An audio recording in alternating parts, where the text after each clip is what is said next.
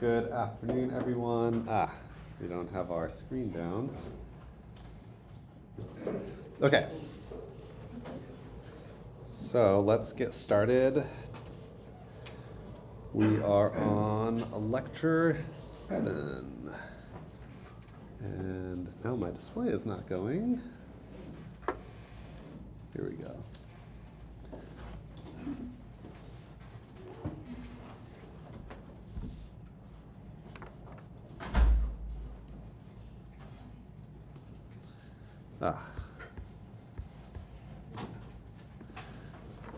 Okay, got it all worked out. So today we are on lecture 7. And yeah, we're going to continue kind of revisiting some of the themes that we talked about last time about the trade-off between bias and variance as it relates to kind of model complexity and your ability to get really good predictions. And so the main way we're building up model complexity today is thinking about something called model selection. So model selection, and I'm sure some of you are familiar with this, but perhaps we're talking about it in a slightly different context, right? So the task of selecting a statistical model from a set of candidate models. Okay, and so suppose we have data y with your outcome variable, and then you have a bunch of potential explanatory variables, so x1, x2, x3, dot, dot, dot, all the way to xn. So from all of this data, right, we could build a whole bunch of different models. We could do y equals beta 1 x1, right? Or we could do y equals beta 2 x2 versus dot, dot, dot, right? All the way down to y equals beta 1 x1 plus beta 2 x2 plus all the way to beta n xn, right? So you've got all this data, and you have the ability to construct lots of different models from this. And really the question we want to ask is, which model is best? Okay, so principally speaking, without talking about the specific metrics or procedures that we're going to be using here, can anyone help me out with how we might determine the sort of best model, or like what we're looking for related to everything we've talked about in the past lecture or 2 lectures? Yeah. Mm-hmm. Other parameters, I think ABI. Use what parameter? You had mentioned along with the MSC, you had mentioned, I think, ABI or some other kind of. Yeah, so there will be some metrics that we might be able to lean on, but I think the point that you're getting at, so the MSE thing is about reducing our total out-of-sample error, right? And so if everyone remembers, if everybody remembers this curve, right, where you have total error and model complexity, right? So this type of thing would be what, more or less complex? More complex, so that's kind of more on this side. And then, these guys would probably be a little bit more simple, so more on this side. And so we want to figure out, how do I get as close to this as possible, right? Yeah. What I learned in undergrad was usually you take the model that has the most complexity complexity necessary, but the lowest complexity possible. Yeah, well, we're going to go through a couple specific procedures to help us kind of determine that. Well, okay. I'm not sure if what we do will always fall into that kind of category, but what I can say is that there will be a pretty good quantitative justification for the choice of model that we pick, right? And so we'll see if it lines up, yeah. I guess you could kind of go with a spaghetti at the wall approach and try to run a model that incorporates all of the data and take a look at, I guess, the significance values of the coefficients for those points of, varieties of data and see like, oh, okay, so if I include height, it doesn't really matter.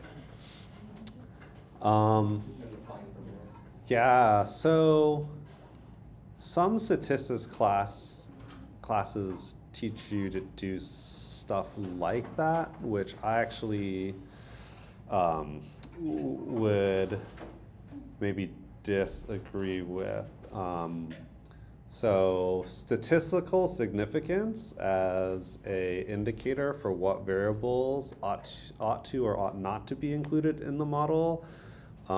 It turns out that it's not always a really, let's say, good choice of metric.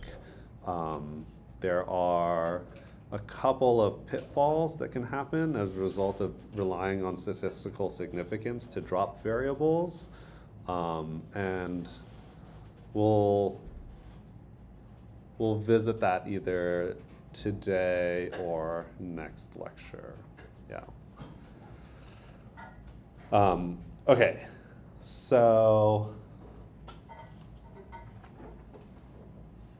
let's now think about how we do this whole sort of process. Starting with criteria that we might use to evaluate the goodness of model. And so mean squared error, I'm gonna kind of put in our back pocket. It is something that is always available. You can always leverage mean squared error. But I also want to talk about a couple of other criteria that are commonly used, just so that we have everything in our vocabulary, okay? So, common criteria for model selection.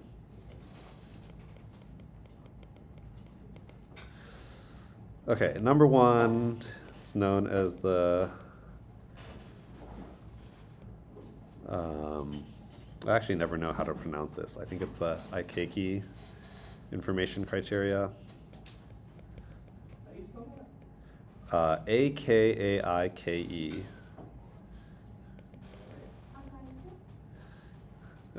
Sure, yes. I will trust you because I don't actually know.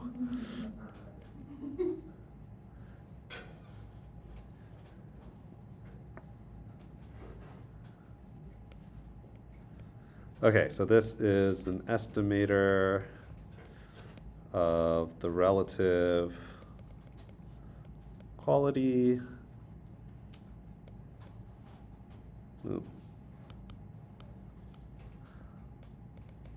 Quality of a statistical model.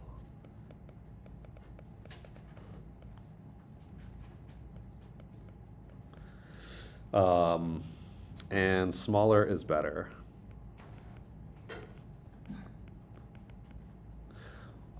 So I'm going to go through all of these criteria. I'll try and go through them pretty quickly. I'm going to write out the equations. Again, the equations aren't something that you need to memorize, but we're going to walk back through some of these equations once I've gone through all of the criteria. So we can see some things that are happening in common. So 2k minus 2ln.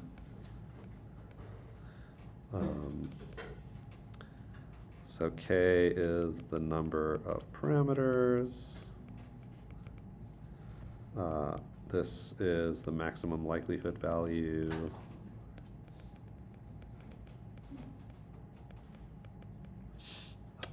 So this actually reduces to this form.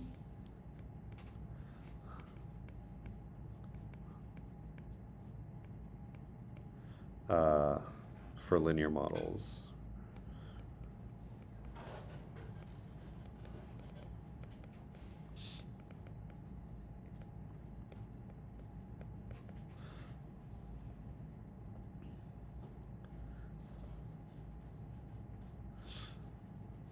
Okay, so we're going to come back to this in a second. Let me just go through these guys quickly.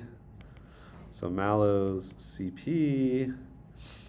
So this reduces the residual sum of squares while taking into account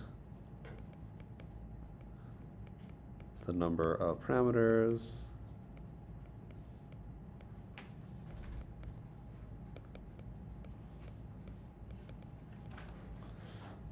This is equivalent to AIC for linear regression proportionally.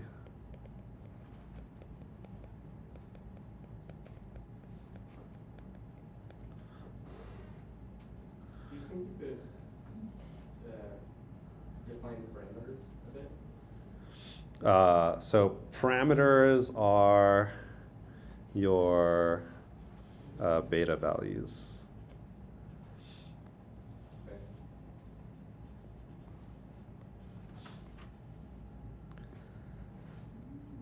CP is equal to 1 over n RSS plus 2k squared. So this is sample size, residual sum of squares,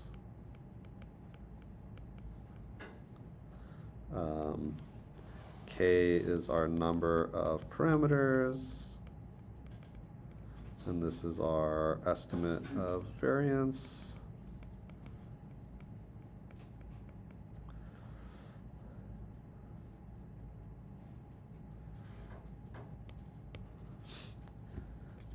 Okay, two more. We've got the Bayesian information criterion. That's the BIC. So also similar to AIC, but with a different penalty for parameters.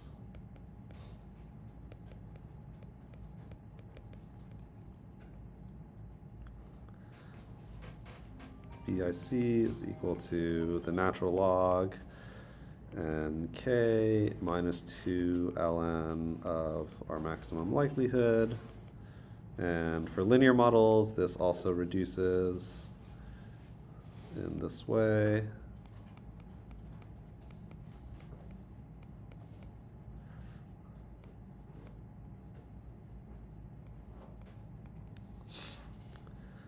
Again, this is better if smaller.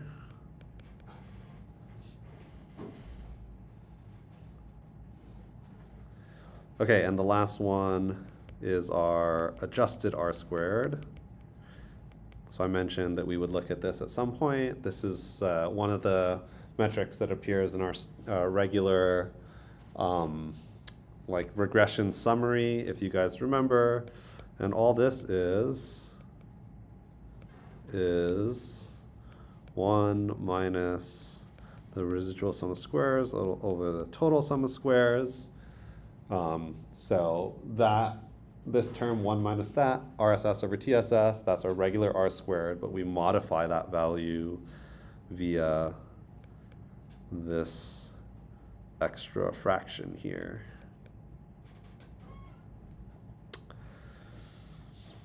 Okay, so all of these criteria are commonly used criteria to compare between different models, kind of specifically, for the use of something like model selection, these types of things are very common. So I want to note so if there's one takeaway from all of these equations, there is a particular feature of these equations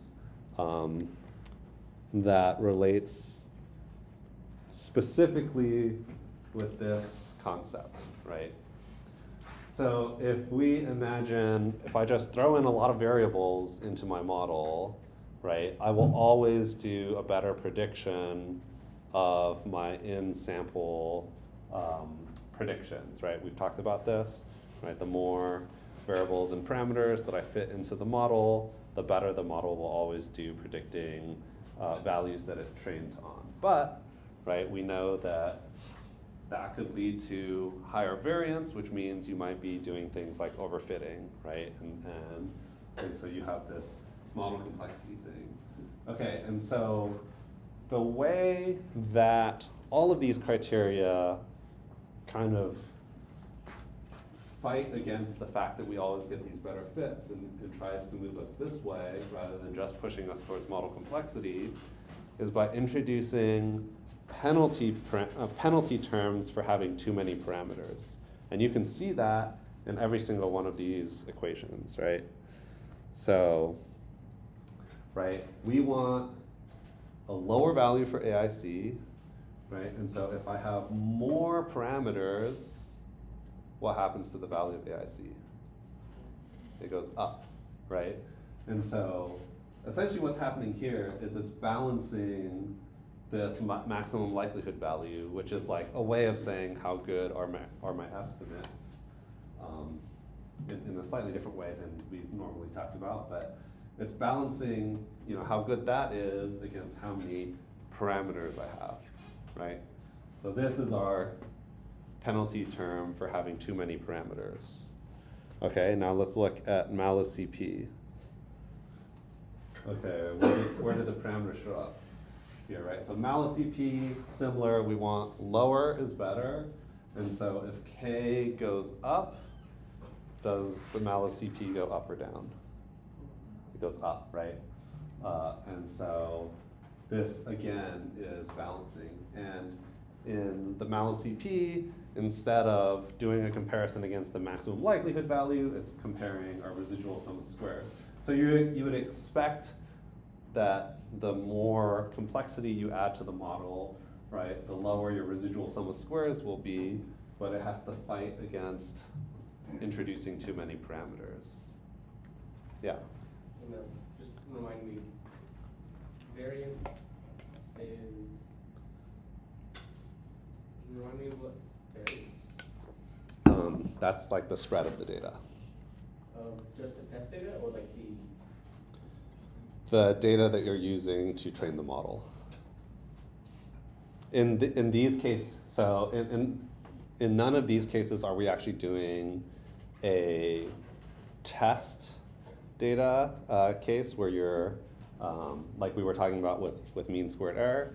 And in fact, if I had to choose between pulling out a test set and running the MSE and using that compared to any of these criteria, I would probably prefer to do that. But these are like common, easy to run kind of heuristics for doing a similar thing in concept, right?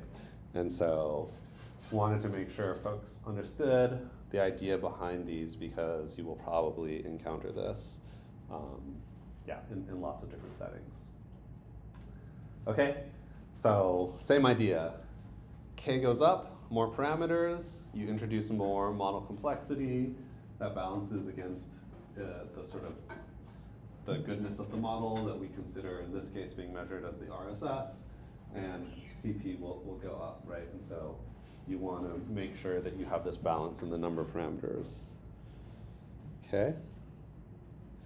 Bayesian information criterion. So this is basically the same thing as AIC. And same thing here. We have this term, ln, natural log of n times k.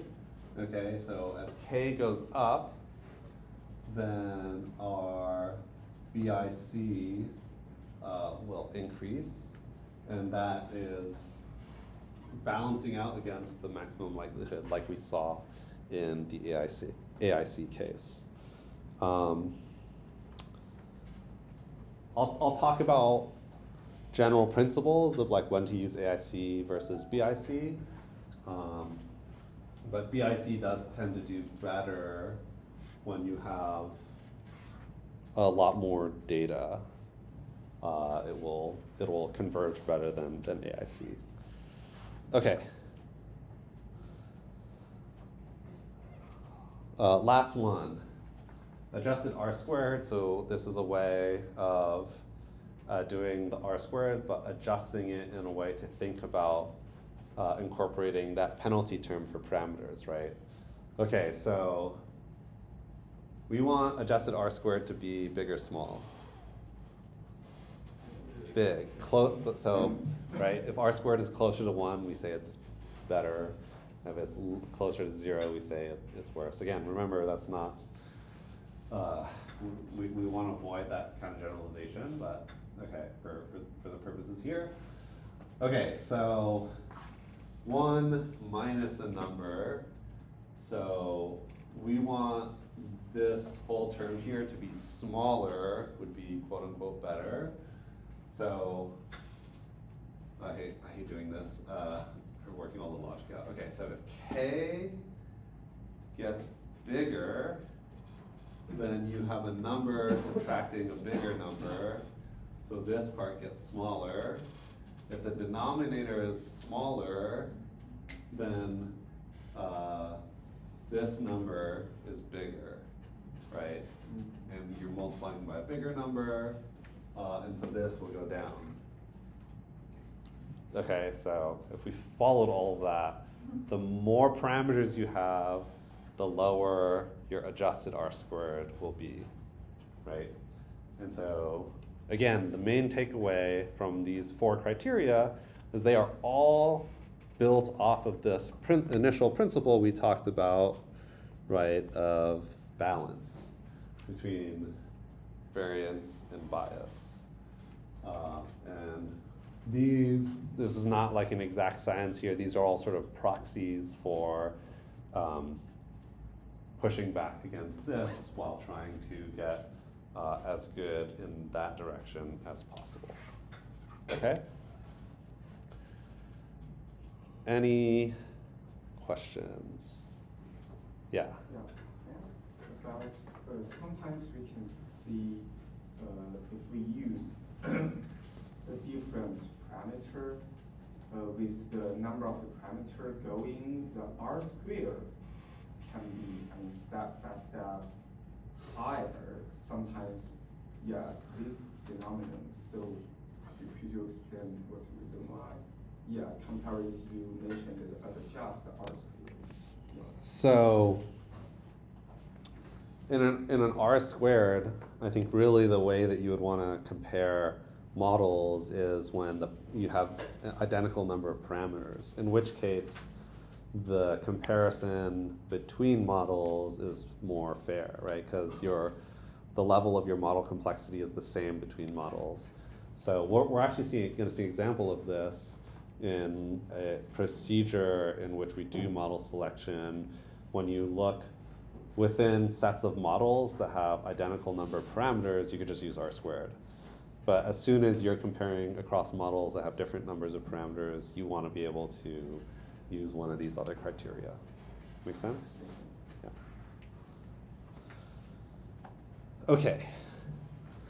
So I'm gonna maybe give a couple like generic rules of thumbs for some of these. So adjusted R squared versus AIC, CP, BIC. So very generically, R squared, how well does your model explain observed data? And then AIC, CP / BIC are more focused on how well will your model fit new data with lower, meaning better predictions. And this is all because these criteria are based around using a maximum likelihood. So both sets of criteria penalize more parameters, right?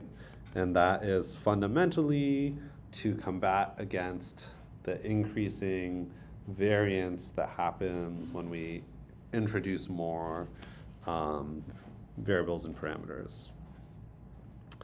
Yeah, so R squared is more popular,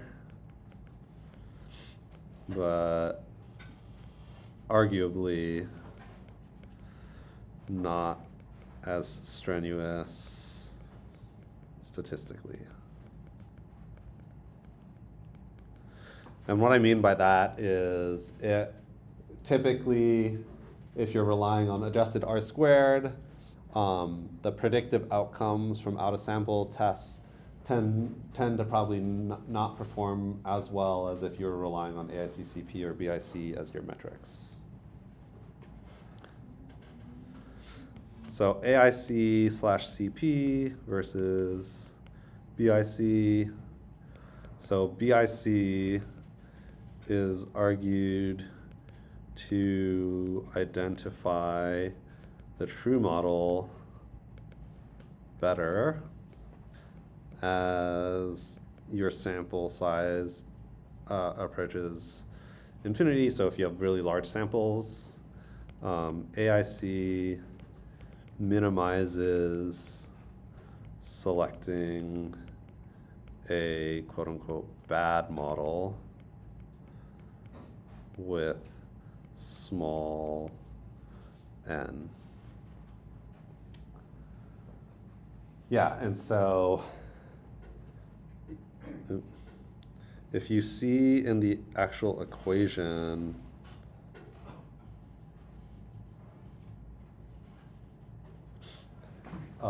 this ln n term is not kind of as robust at dealing with small sample sizes. It will think that this looks really good when you have a small n. So it's actually preferable when you're using smaller sample sizes to use AIC. And so we're talking on the like 10 to low hundreds of n.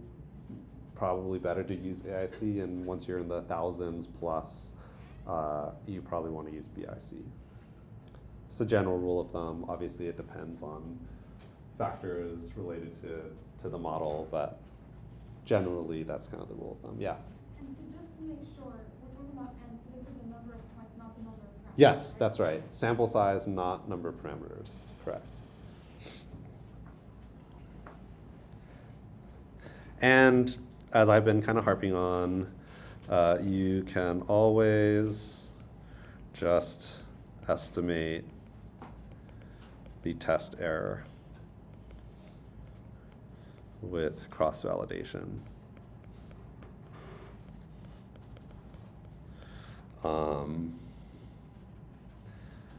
The reason we actually have AIC, BIC, adjusted R squared, as opposed to just running test MSEs all the time is that actually doing the test MSEs used to be a lot more computationally intensive, and so we came up with these metric shortcuts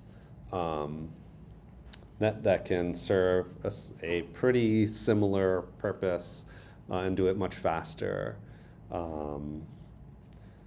But you know, I think that these are all kind of proxies, right? Whereas the test error really, I think you can really grasp what it means, right?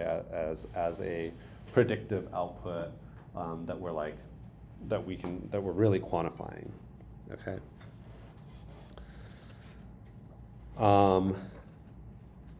Okay. Any questions? Yeah.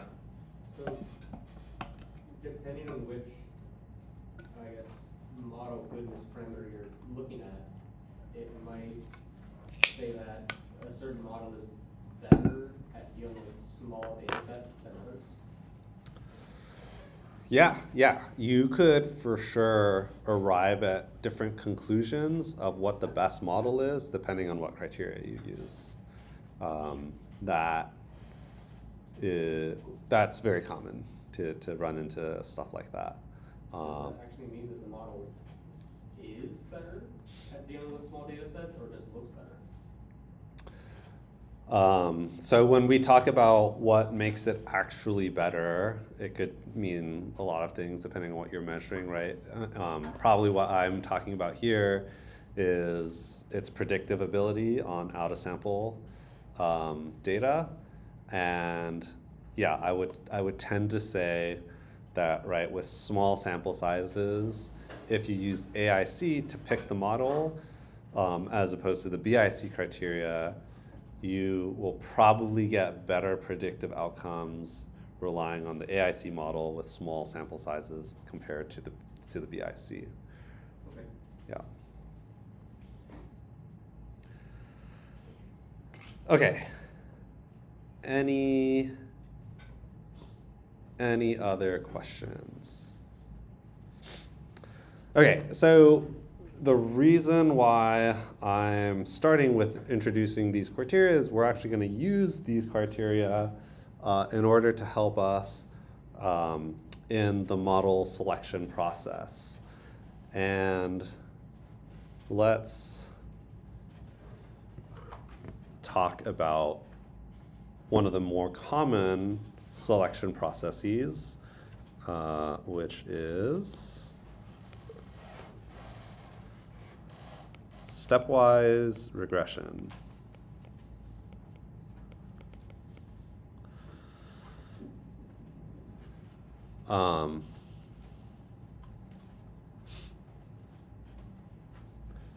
Okay, so let's look at an example, starting with let's say we have a data set that has three possible explanatory variables and one response variable. And let me write out all the possible combinations of models that we could derive from this data. Okay, so we've got y equals beta 1 x1, y equals beta 2 x2, y equals beta 3 x3. We've got y equals beta 1 x1 plus beta 2 x2, y equals beta 2 x2 plus beta 3 x3, y equals beta 1 x1 plus beta 3 x3, and then we've got y equals beta 1 x1 plus beta 2 x2 plus beta 3 x3.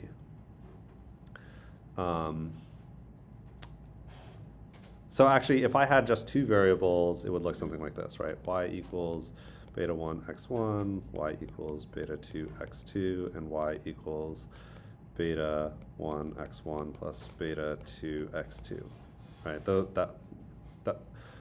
With two explanatory variables, then we have three models. With three explanatory variables, we have 7 models. How many would we have with 4? Yeah, I think that's right.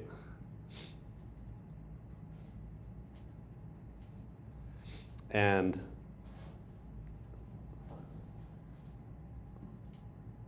so if this is number of k, right, number of parameters, so the larger the k, the more combinations of variables. And so if you were to manually do this out for 2 variables, 3 variables, 4 variables, 5 variables, you would find that the number of possibility grows in approximately 2 to the k, okay? So this is an exponential process, right? So if you had like a data set that had like 10 variables, you are already bordering on a number of possible model combinations that becomes computationally intensive even for modern day computers, right? So this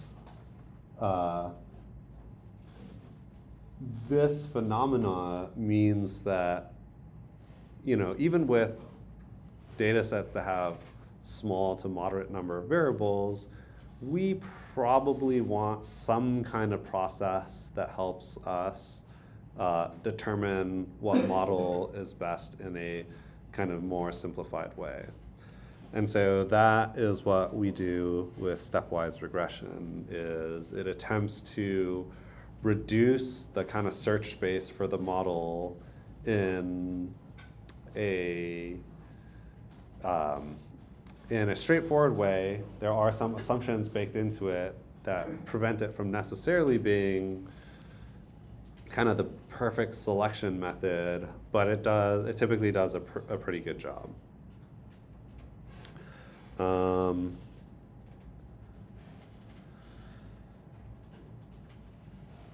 Okay.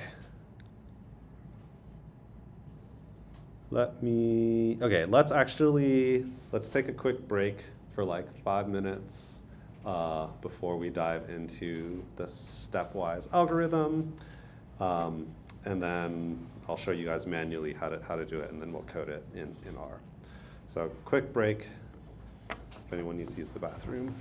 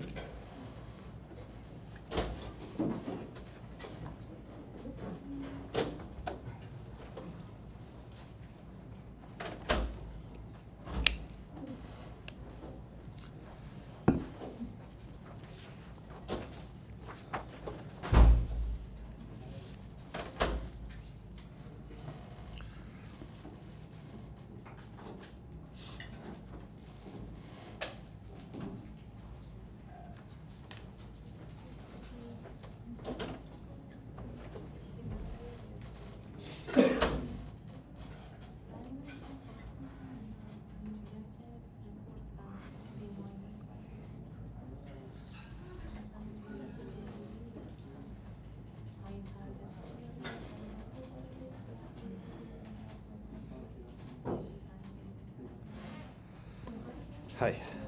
2 questions. Yes. One, just to make sure, we're talking about k as in the number of independent variables aside from r. Yes. What we're talking about. Okay, just want to clarify everything. Yeah, if it's k, it always means number of explanatory variables. Yeah. Okay, sweet. Yeah. And the second is, so I have an ecology background. Okay. And for the project, I'm interested in potentially venturing something of that sort, but I don't really know I was just kind of wondering what perhaps other groups or individuals have done in the past. Like, Oh yeah. Oh, is I was there a gonna post some possibility for- examples. Oh. Yeah, I forgot. Yeah, I will. Actually, would you mind emailing me Yes, I and can just do say, literally just write examples in the title, and I Yeah. will remember to put it. Okay, Yeah. cool, yeah. I promised last time, but I forgot. So No if you problem. send me an email, literally just, you don't need to write anything, just in the subject say examples, and I will remember to do that. Sweet, Yeah. awesome. Mhm. So I'm guessing people have done ecology related. Yes, yes, I can dig up an example Sweet, yeah, that'd be of that. wonderful. Yeah. Awesome, thank you. Mhm. So quick question. Yeah. Yeah. Okay, can I draw something on Sure. the board? Yeah. I have a quick question. It's about, in here I have a independent variable and some dependent variable. Okay. and I test some relation analysis. For example, I test the y relation with the x1, y relation with the x2, and so on. Okay. And I found the y and each independent variable and each dependent variable, they are not quite highly related with each other. Yeah. The y and the x1, y and x2, and so on, not quite related with each other. Do I have confidence to see why I use this variable to do a regression and I can find some, relationship with the y? I'm not sure my question is that clear. Yeah.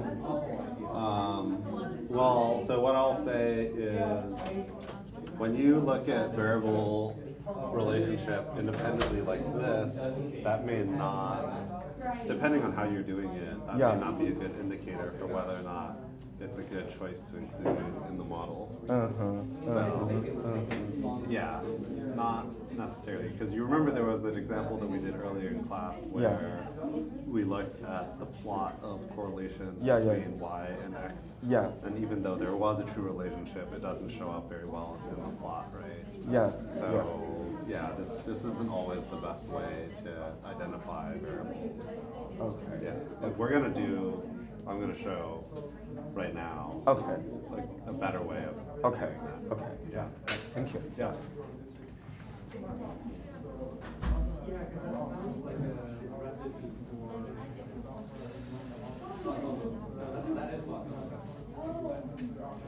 The drainage duct being flooded. It's not the outside of the glaucoma is fluid inside here.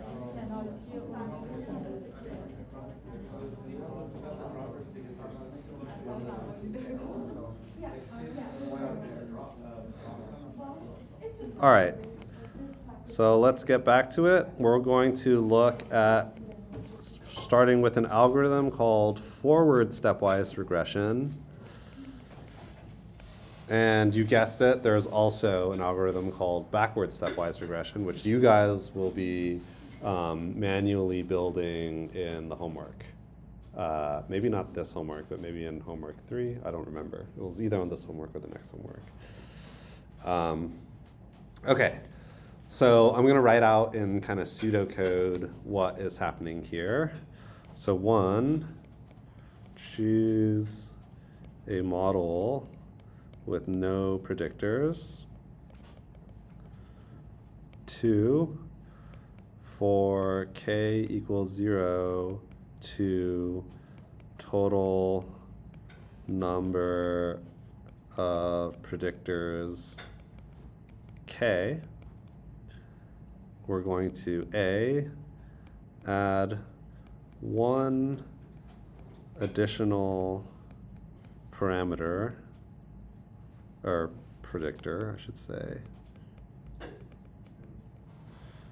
And then test all remaining predictors.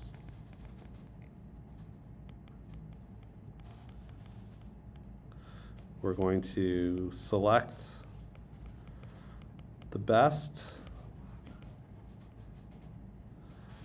as having the smallest RSS or biggest R squared.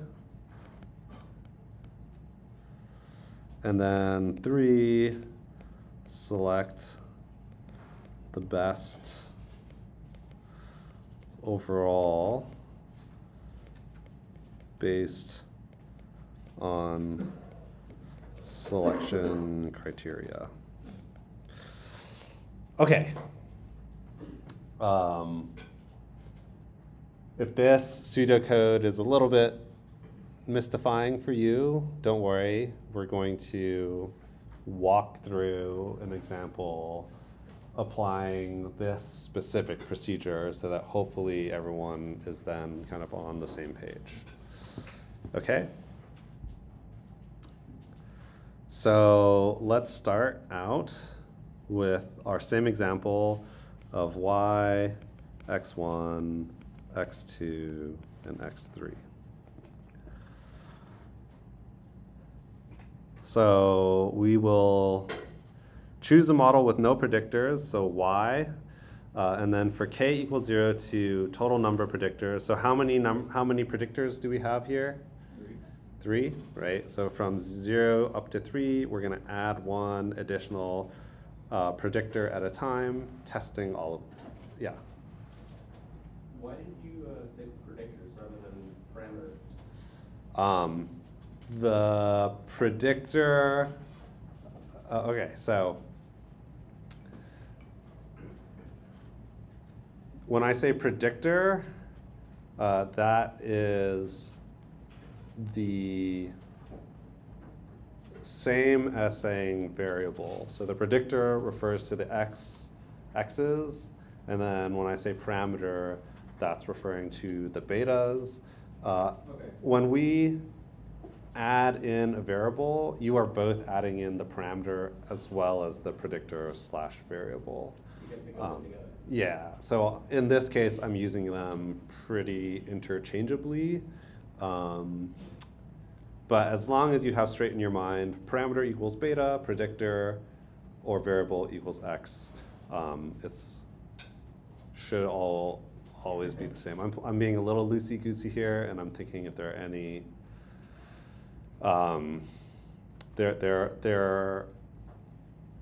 it's possible that I run into some mishaps when I'm talking about interaction variables. As a predictor, you're actually adding two variables in conjunction as a single parameter. But I will try and be clear about that when that comes up. Yeah, it's hard to tell if I'm just being pedantic or if the difference in vocabulary is significant.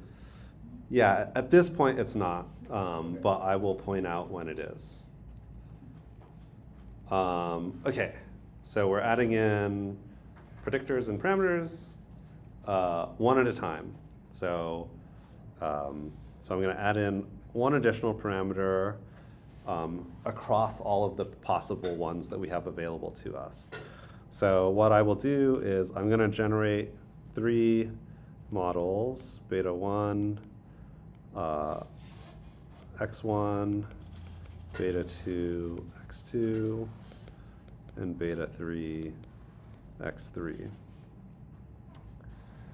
And so this is the first loop through step 2, okay?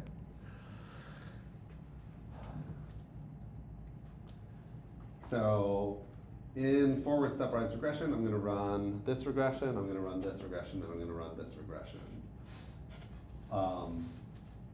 And then what does the algorithm tell me to do to determine which of these 3 models is my best model? Select it. Or no. Why would I select one of these? Add another predictor. Well, but yes, except that which one is it that I'm actually supposed to select here? The one with the smallest residual square. Sum of squares, correct. So I can choose one of these on the basis of which one has the smallest error, or I can choose which one has the largest R squared. So why am I choosing those metrics as opposed to like an adjusted R squared? Yes, same number of parameters, right? So the adjusted R squared comparison across these guys would look the same as the R squared comparisons, right? So you can just use the R squared. I do not select it on the basis of the standard error of your parameters. Yeah, and that is because you can actually have you could actually construct the models where the statistical significance of the parameters is like better or worse, but don't necessarily correlate to better or worse outcomes for predictions or for R squared. It is possible to do that, and so not necessarily a good way. And actually some statistics classes teach you to do it with standard error, and I would actually just say that's wrong. I think most modern statisticians would argue pretty heavily against using standard error as your metric here. I actually had a sheet of reasons why, but I don't think I brought it. But if I remember for next time, I can list out a more thorough set of reasons. Okay, anyways, so let's suppose, hypothetically, the R squared equals 0.8, R squared equals 0.9, and R squared equals 0.85. Hypothetically. Okay, it should probably be lower, but whatever. Actually, I probably do want to make it a little bit lower just so that the next ones that we do will be more consistent. Okay, so let's say this is like 0.3, 0.4, 0.35. Okay? So which model do we consider to be quote unquote the best, even though R squared isn't really, right? Yeah, the second one. So in this case, I'm going to choose this model and proceed through my loop the second time. So this is second loop through step 2. Okay, so now I'm going to have y equals beta 2 x2. And I'm going to add in one parameter at a time. So that's going to be beta 1 x1, y equals beta 2 x2 plus beta 3 x3. And now I'm going to do the same thing. I'm going to either test the residual sum of squares or the R squared. Let's suppose I test the R squared. And that is equal to, let's say this is 0.45 and this is 0.5. Which model do I prefer?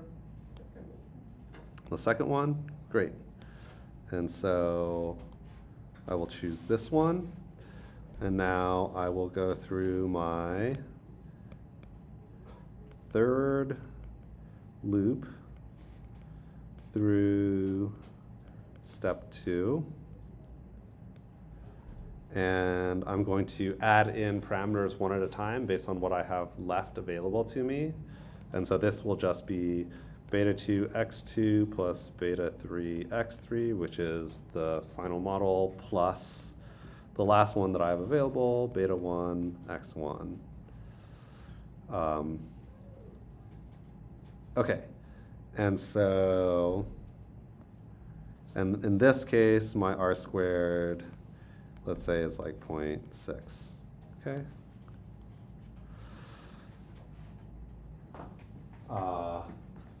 So in each tier of these things, right, so the step 2, part A is the black, step 2, part B is the red, and then looping to the next one, same thing, part A is in the black, part B of step 2 is in the red, and then for step 3, select the best overall based on our selection criteria.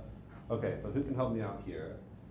In each tier, I have selected the quote-unquote best model, right? This one, and this one. Which one of these 3 is the best one? Yeah? Well, we have to calculate the criteria we talked about earlier to do the number of parameters. Yeah, exactly.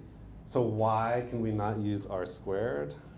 Because R squared usually gets better, more like parameters. It will always be better. Yeah. So if we were to just rely on R squared, I would always pick this, right? But then remember, this is all about balancing the bias and the model complexity, right? And so here, now I can go back and calculate the adjusted R squared, or the AIC, or the BIC for this one, and this one. Or I could go and calculate my test MSEs for each of these three, right?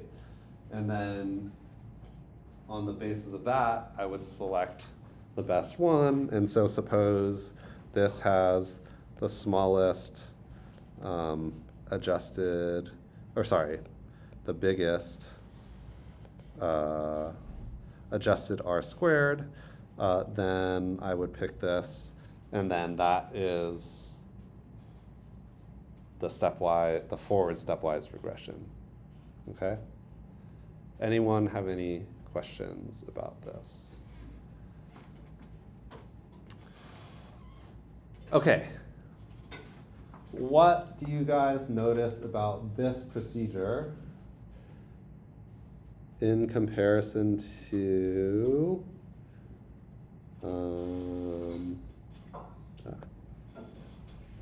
here? We tested, so there's 7 possible combinations when you have 3 explanatory variables, and yet here we only test 6, right? And so in fact, the stepwise regression leaves some models untested, which means that in theory, right, so which one was not tested? X1 and X3, right? In theory, if there's some kind of like combination of these variables that in a nonlinear way ends up giving you better predictors, your stepwise regression would miss that. But that's the trade-off that we make because of this 2 to the k thing, right? So our stepwise regression procedure reduced the number of models that we had to look at for 3 explanatories from 7 down to 6. Probably not that big of a deal. What about if we had 4, right? So if we had 4, 2 to the k is approximately 16, yes, 16, right? How many would we run, how many models would we run in a stepwise regression with 4 explanatory? X1, X2, X3, X4, plus 3 that's left over, right, and the next one plus 2 plus 1, right? So that's 10 compared to 16. Okay. With 5, we'd have same number plus 5, because every additional one adds. The easy math, right, is that each layer you reduce 1. We start with 5, so 5 plus 4 plus 3 plus 2 plus 1, so 15 compared to 32. So now we're at half. Next one, we'd have 20 models to run compared to 64. The next one we'd have, still less than 30 versus 128, and so on, right? And so very, very quickly, your stepwise regression, the complexity of testing all the models increases linearly, right? Every time we add in a predictor, whereas the number of combinations increases exponentially if you wanted to test everything. So stepwise regression is a pretty simple procedure to cut out a lot of possible testing. Yeah. Could you improve this algorithm by, with each loop, calculating the, I don't know, AIC or BIC, or let's just say adjusted R squared for every model, and like just keep that in your pocket as you go on to the next loop, and then the next loop, and if at some point you get to a place where your adjusted R squared is now less than an adjusted R squared you have previously achieved, you know that you're going down the wrong path. Yeah, possibly. So let's think about that. You add in a little bit of extra complexity because now you're basically saying, well, okay, I guess you're also saying you only do it for the best one. No, just like, Because if you did it for all of calculate them, it for all of them, and you- then store that value. Yeah, if you do it for all of them, you do add in a little extra computational complexity, right? Because you're calculating the value for each thing. But you're calculating the R squares anyway, so you can also just do the adjusted R squares, right? Yeah. Like compared it, so it doesn't really make that much. Yeah. I guess that way you kind of. Yeah, although I would say you don't want to just always do adjusted R squared. So we're going to look at some examples where, depending on the type of model that you're running, maybe it's better to do AIC, BIC. But yes, the only thing, I think the reason why we don't do this is because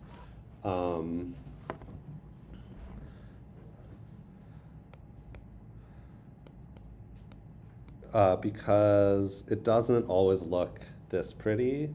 Sometimes you get like this type of thing, and you might be worried that you, jumped up to a point that's not necessarily the minimum. It doesn't always look this smooth.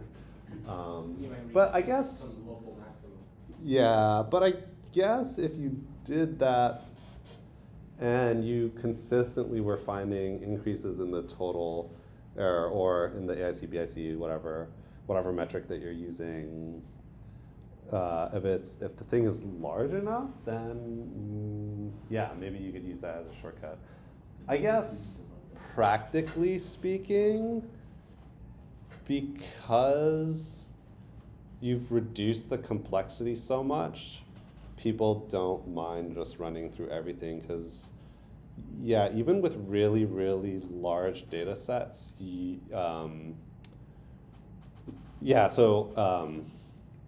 one of the principles of Big O, did I talk about Big O? Has anyone heard about this?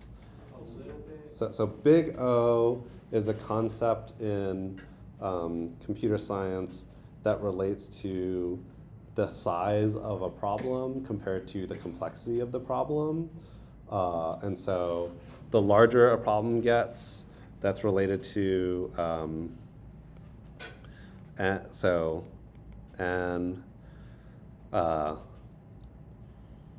the way that I would, so for these specific problems that we're talking about, the n is really referring to the k. So I'm gonna talk about it as k as to avoid confusion, right?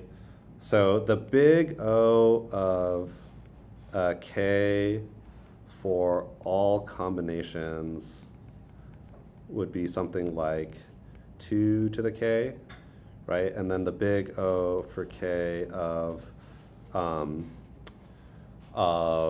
stepwise would just be equal to k, right? So this scales linearly, this scales exponentially, and in big A parlance, when you add stuff here that doesn't change the exponential nature or the linear nature of this, it like washes out. They don't really care about it. Yeah, like if this is, plus 1,000, or this is plus k,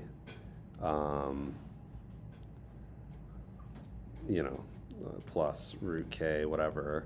All of these terms just go away. You just go with the biggest one. So it may be the case that the solution you are proposing may do something like k minus some number here, but then it washes out and people don't, Gotcha. really, because you're not really reducing the complexity of the thing by a large enough amount for people to care about. I would suspect that's probably the case, but I don't actually know. Thank you for explaining. Yeah. Okay. Yeah. Any questions about stepwise? So this is forward stepwise, right, where we start with nothing, and then we add one parameter or predictor at a time. And then we do this procedure. So who thinks they can explain backward stepwise selection? Anyone? Would it be that you're given this last equation? Yep. And work your way backwards? Yeah. So you actually start here and instead of starting with nothing, you start with everything. Then you take one variable or predictor away at a time. And that can actually result in a different set of variables getting selected, right? Because it may be the case that, you know, in here, so in the second step, x1 and x3 would appear, right? But you might not get all of the possible single variable ones in the last one. Right? In fact, you wouldn't. Yeah. So backward is like almost the same as forward, except you're going backwards. Yeah. Would you do something similar for like higher order interactions, or do you have to define those all manually? Yeah. So okay. Yeah, I was just about to talk about that.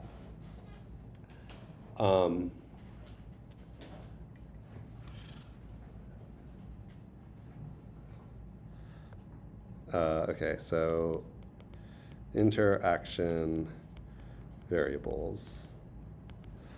Okay, let's do it for 3 variables.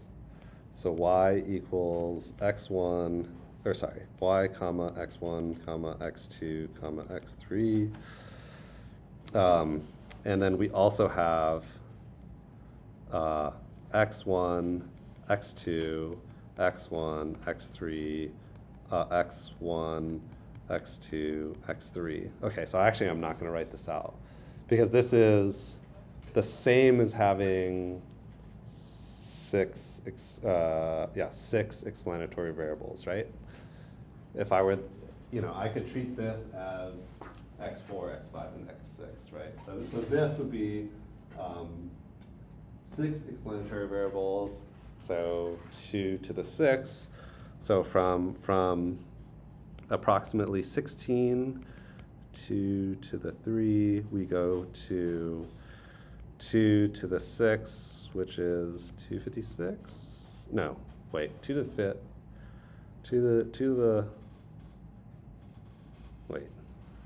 Oh, no, I'm going too far.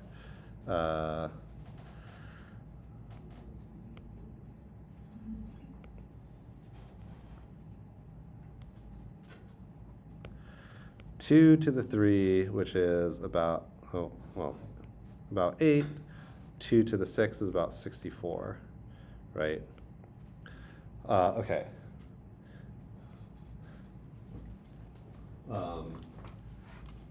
So it explodes much faster, right? Even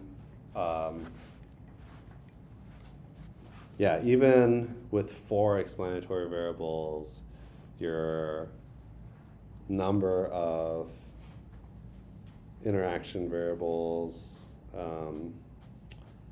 will go up like 2 to the 2 to the whatever, right? Okay, and so we don't do interaction variables in the same way. The general way that people do it is if you have a qualitative reason for making that interaction, that we think that there's a nonlinear combination of these variables that lead to influences on the outcome, then you would include it.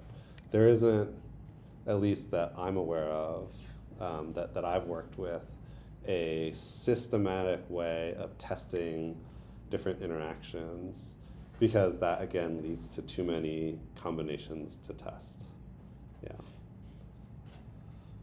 Yeah, and that will explode way faster, right? That actually changes the big O. It's like the exponential of an exponential. Okay? Any questions? All right, so what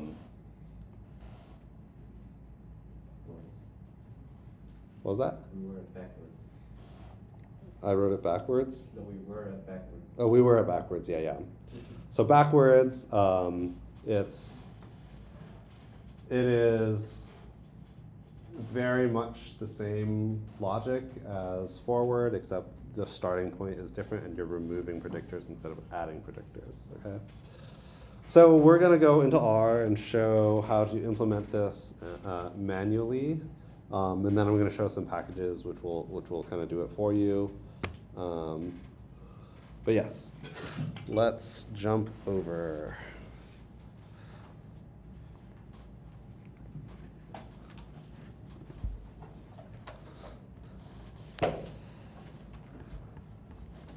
Okay, we're going to be using some packages. I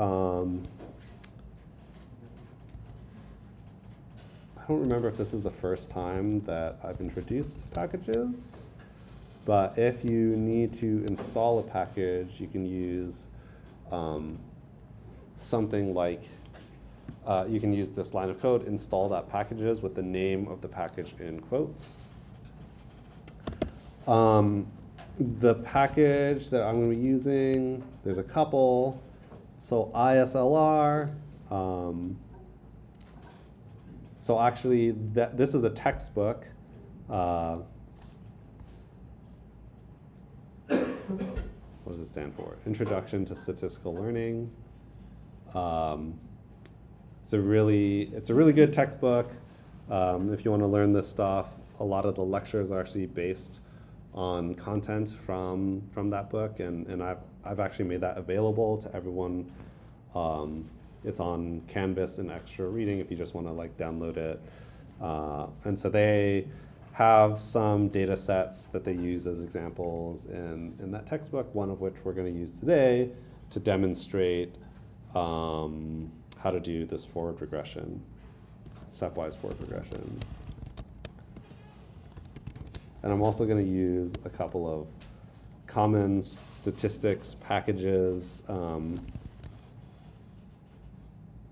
They let us automatically do stepwise regression, which I'll show you sort of the automated way of doing it later. Okay, so I'm going to run these guys, and data credit will load in a data set called credit, which we can look at over here.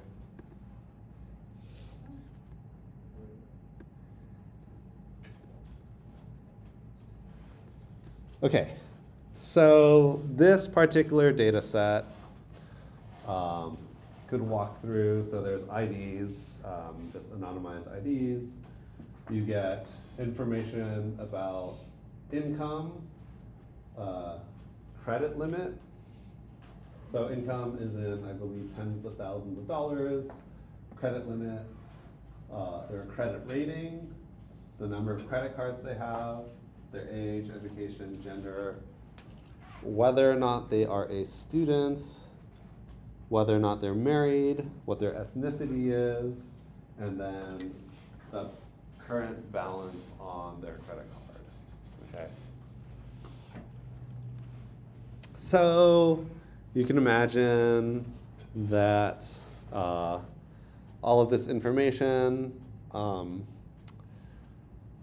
it can be related to each other in some ways, and we in particular are going to want to focus on whether or not I can have some understanding of the balance that people carry on the average balance that they carry on their credit cards based off of like demographic factors and other factors like their credit score and such. I don't know if that would be considered a demographic factor. Okay, so our response variable is going to be balance, and we're going to look at a number of other variables of possible potential explanatory variables, right? And so how many explanatory variables might we have in total? 1, 2, 3, 4, 5, 6, 7, 8, 9, 10, okay? So if I were to test out a number of models, that would be approximately 1,000 models. Whereas if I did it just with stepwise, it would be 10 plus 9 plus 8. Oh wait, I know the shortcut for this. That's like 51, right? Or 50, no, 45 or 55. One of those. Yeah, so I would be, you know, I would have on the order of 20 times fewer models to run with the stepwise. Okay. So I'm going to do a little bit of formatting first.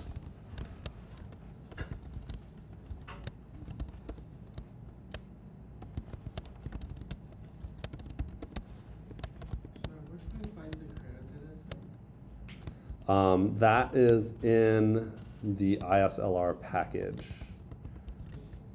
So if you download the packet, or if you install the package and then load it in as a library, then data parentheses credit should be able to execute. Yeah. What does this do? So this line of code right here, credit.names. So if you think about the way that we run a stepwise regression, I'm going to take in a variable, or I'm going to put in all variables one at a time, and then I'm going to figure out the best one and then hold on to that. And then in the next step, I'm going to go through all the possible variables one at a time, and then hold on to those two, and then so on, right? So I'm creating a starting point. Here are all my possible explanatory variables, and I'm going to write some code that basically does something like this. Okay, step one, run a regression with balance against income, balance against limit, balance against rating, balance against cards, and so on, right? I'm gonna figure out which one's the best one, and then in some way I have to, let's say limit is the best model. In some way I have to remove limit out of the possible selections, and I have to hold on to limit, and then I have to go through the next 9 in the next step, right? And then let's say rating is the next best one. Now I have to hold on to limit and rating, and then go through the next 8, right? And so we're gonna see how I use some of the code logic to do this, okay? So step forward regression example manually. So all models. So if you guys remember, we have these tricks that we do when we run through for loops where we create like a container to store things in. And so I'm going to create a container called all.models, which will hold onto the models as I run through my stepwise or stepwise selection process. And I'm also going to make a container for my selected variables, okay?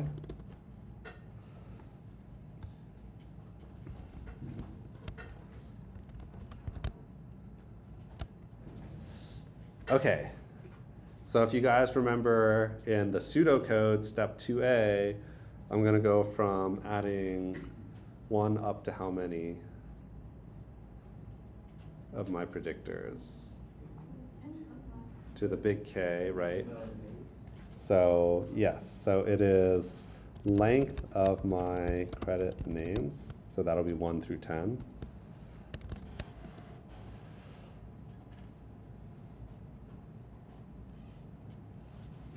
Okay.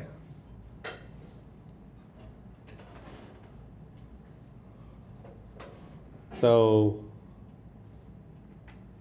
we actually have two loops that we run through, right?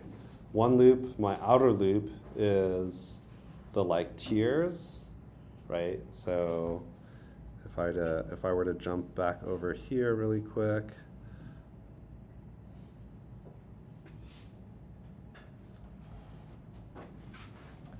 So my outer loop is this, this, this, and my inner loop is 1, 2, 3, 1, 2, and then this one, right? So inside each of those. So I've written the outer loop, and then for the inner loop, I want to pick a okay.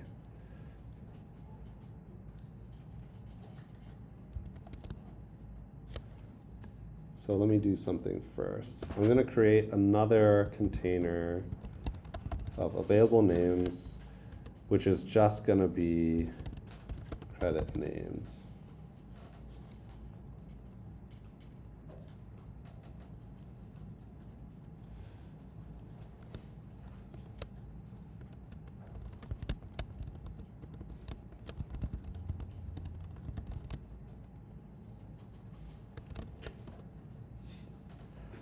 And then in the inside loop, I'm going to take my available names and then loop through those guys as well.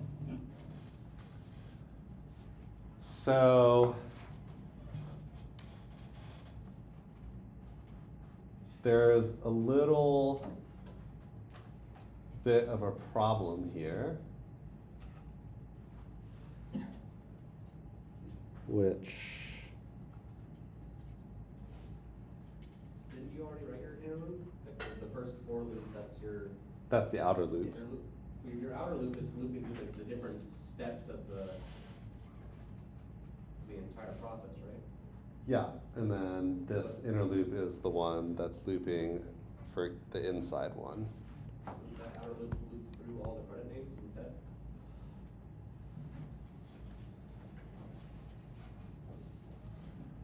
So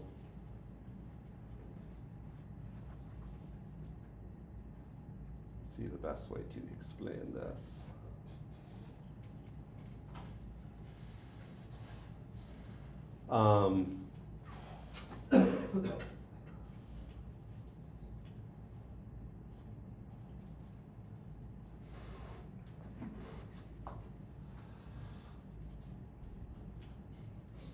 For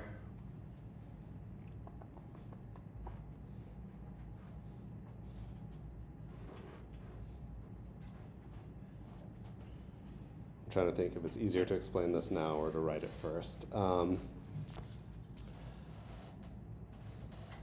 The outer loop is, you can think of the outer loop as each time I go through the outer loop, I'm adding an extra variable or predictor, right? And so in the first one, I am only adding one, and then it's going to store all the ones that have one variable, and then in the next step, it's going to add another one, and then store all the ones that have two variables, and then the next one, right? And then the inside loop is like for all the ones, for all the possible models, you're looping through the addition of a single one so that the model in that tier either has one variable or two variables or three variables. Okay, so, all right, let me just write this next part.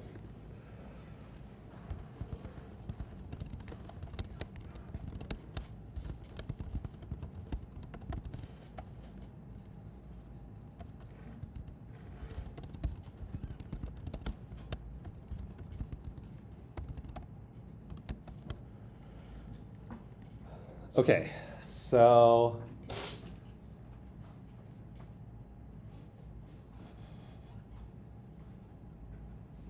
let's say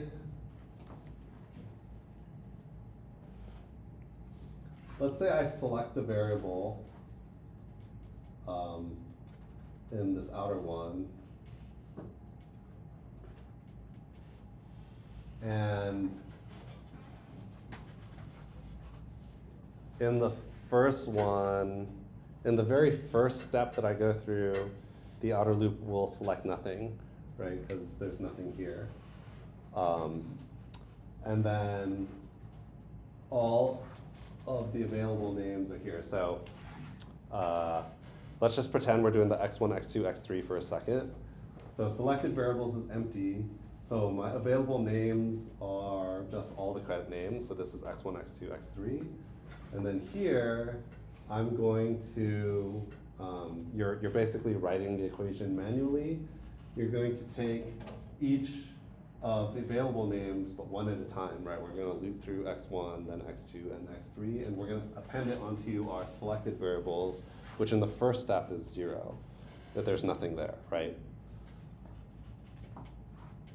Okay, and so right now, this, if I loop through this, in the first loop it'll do x1, in the next loop it'll do x2, and then in the next loop it'll do x3, right? And so what do I want to do with that?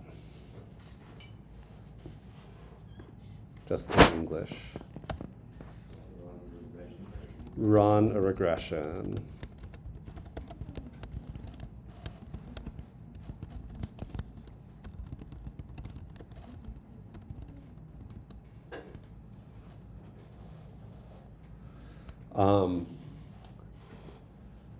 So if you use this thing formula, and then you put the characters here, that is how you kind of inform R that the character string that you've written out as a formula is the actual formula. So we build that, right, based on this first one. We'll build the x1, and then you have y tilde x1, next loop y tilde x2, next loop y tilde x3. And we actually want to run the model, which is model hold will be, okay. We have a T that's following up. Oh yeah, thank you. Okay, so this tells us what x's are going to be in the equation.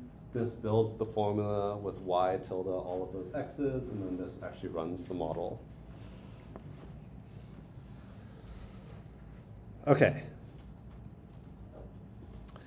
And let's say I want to do r squared for my metric. So r squared holds. And the way you grab that is like this. Okay, so this will extract from my model object the r squared. Okay, so if I run through this inner loop here, I will have r squared for x1, x2, and x3. So what am I doing with those r squareds? Yeah. I have to select the one with the highest R squared. Yeah. Exactly. So I'm going to do a little trick here. If r squared dot hold is greater than best dot r squared, then best dot r squared is this. Best r squared is not a defined term yet, so I'm going to just hop on back up here, and I'm going to write best r squared to initialize it as 0. After the inner loop? Outside of the inner loop. So let me describe what's happening here.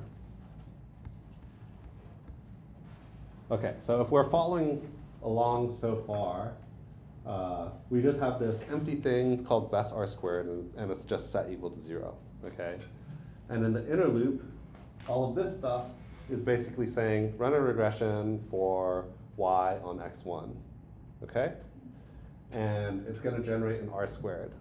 So what was that r squared for r1? For x1, let's just, I think on the notes I wrote like 0.3, right? Okay, so the first time I run through this loop, r squared dot hold is 0.3. Okay, is 0.3 larger than our best r squared? Yes, right, because this is 0. So is 0.3 bigger than 0? It is. Enter the if statement. Now rewrite best r squared, which used to be 0. Now this is 0.3, right, because it takes what you held before. Okay, now we're going to repeat this loop, and we're going to do y regressed on x2. And then we run through all this, we run the model of y regressed on x2, and the new r squared that I had written in the notes was 0.4, right? So what is best r squared right now? 0.3, yes. Is 0.4 better than, or larger than 0.3? Yes. So we enter the if statement, and now we have a new best r squared in the inside loop. So now it's 0.4. Okay, and now we go back to the inside loop and we do y regress on x3. Okay, and I had written r squared is equal to like 0.35. Okay, so this r squared hold in the third time that we go through the inner loop is 0.35. Is 0.35 bigger than well, what's best r squared right now? 0.4. Is 0.35 better than, larger than 0.4? No, so we don't enter into here. Okay, so we now have gone through the loop, and from all this information, the thing that we have captured is the best r squared, right? Which is the x2 in this particular example.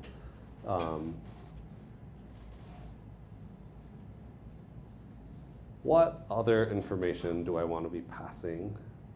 Yeah. The name of the variables. That Yes. Yes, exactly.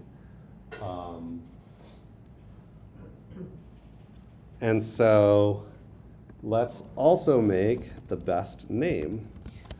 Available.names I. Okay, because yes, I know that x2 is the best r squared, but I never told it to hold on to the fact that x2 was the name that we want to keep around. And so in the same way that I'm holding onto an r squared, the best one, I also want to do that for this. And the name is just the available names in I as I loop through, right? So that would be my x1, x2, x3 as I equals 1, 2, and 3. Okay, and so I also will need best.name is just a blank thing at the start. There's one other thing that I probably want to be storing, which is what?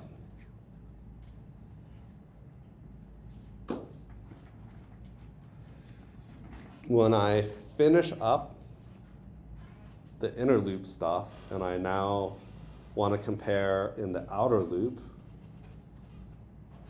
what do I need to know? Yeah, adjusted r squared, and I can extract that from the model itself. I'm going to try and be a little bit more flexible here than just saving the adjusted r squared. I'm going to just save the entire model so that if I wanted to, I could grab the AIC or BIC or adjusted r squared. So here, the last thing I'm going to include is the best model hold. So which of the best models, which means I also need an empty container for that. I have a question. Yes. Why, if I save the whole model? Does it not already have the best R squared and best name in there? Like, why do I have to save all three again? So just save the best model and that contains all the info. For convenience, because one of the things, so you can, you're right in that it's not completely necessary, but imagine that when I compile the output of stuff, you could just give out the names, right? And then I could take those names and then, but then out of the output, I would have to reconstruct the model and then run, my calculation for AIC, BIC, adjusted R square, whatever. Whereas here, if I just have the model as the output, then I don't have to do that reconstruction process. Oh yeah, that's what I'm saying, but why am I saving best R squared then in best name? Because it's already in the best model, right? Yeah. Yeah, so the alternative would then be best model. Yeah. You could just save best model. You could, but it's about to make the next part more complicated. You could. You definitely could, and you could work out the logic of how to do this. But actually, there's a convenient reason I'm about to show you, which I do here. Okay. So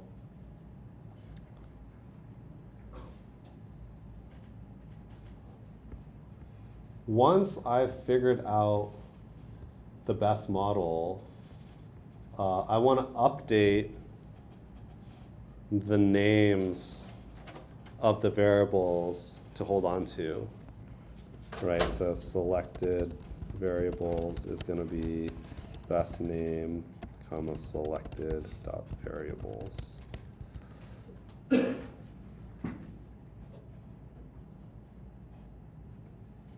Okay. So there's a problem in the way that the code is currently written, which is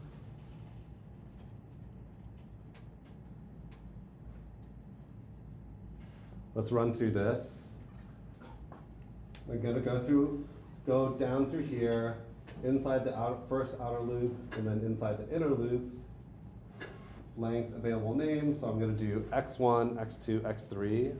We're going to run through all of this, do all the stuff that I was talking about, arrive at the conclusion that the best name to hold on to is x2, and then I'm going to push that into selected variables. It's going to append into here. Selected variables is currently empty, so the update of selected variables will be from empty into x2. Okay? Now I will go back to the top of my outer loop and run through this again. Available names are all of the names. And then I'm going to jump into here. And now I'm also going to run through my available names, which is just all of the names again. So x1, x2, x3.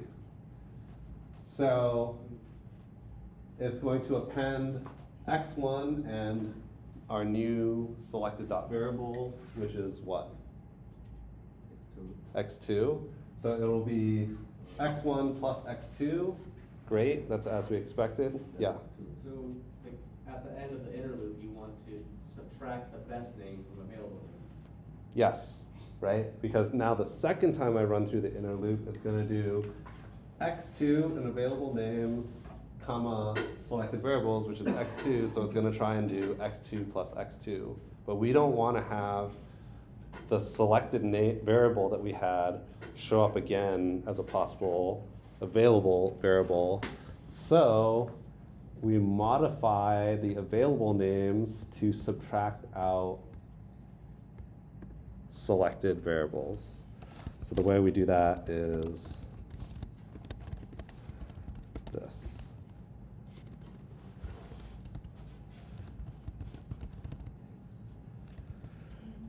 Yeah, that's precisely right. So you have some set of selected variables, and you want to essentially, if they overlap with credit names, you want to remove them. So now, in our selected variables, we just have x1 and x3 because we've removed x2. Okay, and that process will happen iteratively. And then if I want to store all of my variables, I'm just going to use my all models container, which we started right at the beginning, and add my models in a list. And I'm going to do this kind of just as diagnostic. Okay. So and that's it. And let's see what happens when I run it. Would you mind scrolling down to the bottom just for a Yeah. sec? Okay.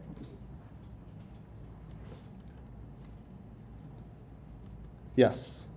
What is the difference between saving the best model within the F and outside of F?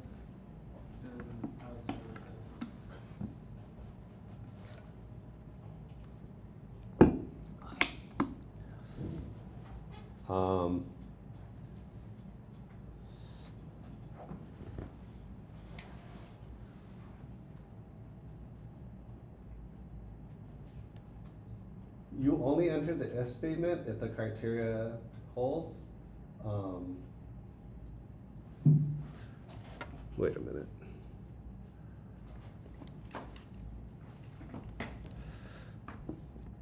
Good catch. This should be.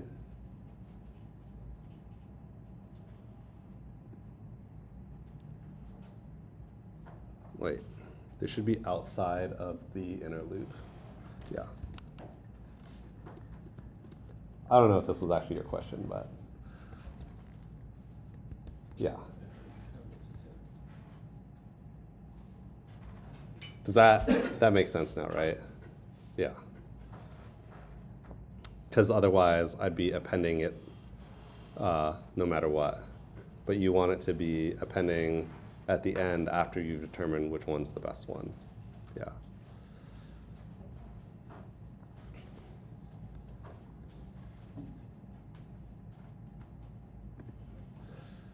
Okay.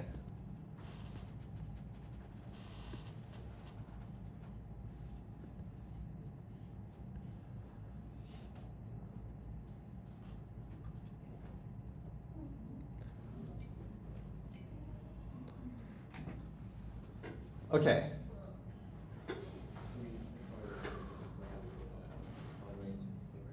Who can tell me what they think is kind of going on here? Who can explain this? Yeah. On the first round, it selected rating. Yes. Then in the next round, it selected income and rating. Yep. Then student income rating, and then Yeah. student income rating. So it's adding one each. Yeah. So right in the forward stepwise regression, we always add one each time. So it tested 10 models and it chose credit rating as the best model in terms of R squared to explain the variation in the balances. Yes. There's not yet been any selection for adjusted R squared. Correct. It's just gone towards the most complex model possible. It's not necessary that it's gone for the most complex model possible. It has selected the best model in each of the 10 outer loops. It should just be the one that has the most variables. Well, again, we're agnostic about which among these guys is the best. It's just saying loop 1, loop 2, loop 3, loop 4, loop 5, loop 6, loop 7, loop 8, loop 9, loop 10. And now we have saved all the models related to each of these in the all.models. So that looks like this. Okay. So within each of the outer loops, these are the best models. And what I want to do now is apply my other criteria to these guys. Okay, and so the way that I do that, there is, so to each function, I'm going to use lapply, which is basically if I have a list, I put it here, and I apply this function to each object in the list. Okay, so AIC is a function that, what do you guys think that does? It takes a model and it calculates the AIC for each model. Okay, I can also do that for the BIC, and I can also do that for adjusted R squared. Yes? Will this LLP still work if I didn't save the models in the first place? Will it work if what? If the LLP still work if I did not save the previous models? No. So You have to have all the models saved in a list. Yeah. So it will only compare what's in the list. Yes. And if I don't save it in the format of the models, it will not grab the right things. Yeah, that's right. Yeah, so that's the other reason why I kind of structured it this way. Okay, so let's take a look. What happens if I pass those 10 models, right? Because I actually don't know. I'm not able to compare the R squared across those 10 models, but I can do these other criterion that we talked about. So AIC. So here I can look at all of the AICs, and I want the lowest one, right? So 4817 is the lowest so far. Okay, so if I did AIC, I would choose model 6. You'll notice this also follows that complexity, model complexity versus with the bias versus error, or bias variance error trade-off thing, right? It starts out high, dips down, gets to a low value, and then comes back up. So the lowest value is for model 6, 4817. Let's try that for BIC. 48, 64, 59, 48, 47, and then starting to go back up, 58, 71, 52, 30. Yeah. So in this case, if I chose BIC as my criteria, it actually prefers a different model, right, than if I chose AIC. It chooses model 5. Yeah.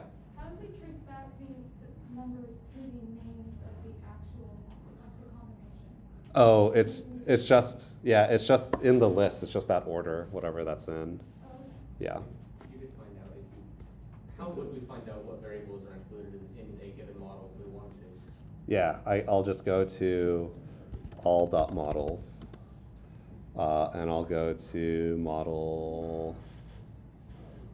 I mean, I'm doing this manually, right? So you can probably program this to be a little bit better if you wanted to. But in this case, it would be age, cards, limit, student, income rating. For AIC, and then for BIC, it would prefer cards, limit, student, income rating. And then for adjusted R squared, 0.9538, so that's the lowest.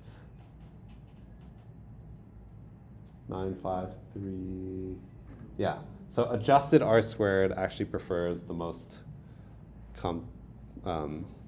complex number. So the penalty of the K is kind of less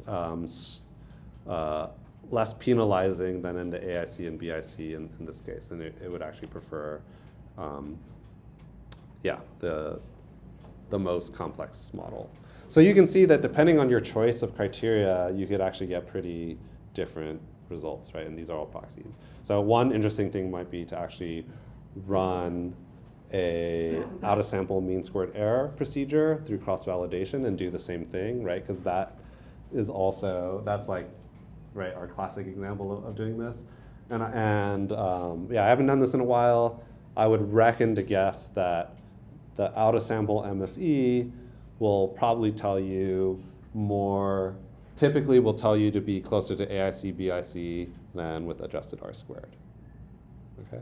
But these are all like valid, quantitatively driven ways of selecting variables, right? I can I can say that I have a specific quantitative reason for choosing this model, as opposed to a lot of people, they're like, oh, I chose this selection of variables based on my gut, because like this one probably is correlated to this, and blah, blah, blah, right? So this is like a real like quantitative procedure of choosing a model that is backed by like quantitative reasoning, okay? Okay, we're over time now, so I'll show the like non-manual way of doing it at the start of next class. Yeah. Scroll up, sure. Yeah. This will get posted very shortly. Yeah. It also has the same, it's not an issue, but the same trend as we see last time with the factors. With the what? Factors. With the factors? It only goes to, it takes ethnicity, but then. Yes. The way that it treats categorical variables is as we discussed before. So, for those variables that has like a drop-down list, Yeah. like it will just automatically go through all of those instead of having Yes. to make each of the options binary. Yep. This is great. Yeah. Thank you. Yeah, no problem. Hi. So I talked with you before about like my background, Yeah. and my major. So you said that I wait for the first report, and then I submitted something. It was 2 days late, but I thought that it had kind of like the minimum. So I got this grade C of 74 out of 100. Yeah. So I was, is it like something equal to 0 for me? Well, I didn't grade them, so I would talk to Lou. I'm happy to meet with you and go through that if you'd like, but you can also ask her. But if you want, come during office hours, I will walk through the homework with you, and we can see what was missing and all of that. Yeah, if you want to. I know. Like the problem is that this is the last week that for dropping the courses. Uh-huh. So I'm thinking if it's a very it's very concerning. Should I just drop the course and take other classes? I know that it's like too late. Well, that's kind of up to you, right? I can provide.